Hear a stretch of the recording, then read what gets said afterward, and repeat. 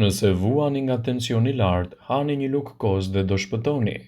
Kosi ndikon pozitivisht në uljen e tensionit të lartë. Në studimin e zhvilluar nga Fondacioni Amerikan i Zemrës është parë se konsumi i vakteve të kosit në përditshmëri mund të ulet tensionin e lartë pa shtuar kalori.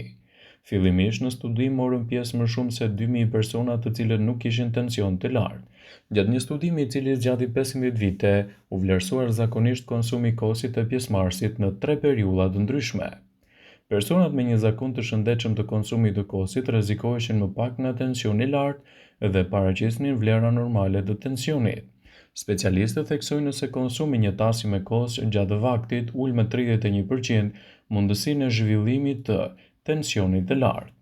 Ekspertët këshillojnë vazhdimisht konsumin e kosit në mënyrë të rregullt brenda normës lejuar, kështu përfitimet që do të keni prej tyre do të jenë vërtet të larmishme dhe në mbrojtjen e organizmit, sidomos edhe kundër tensionit.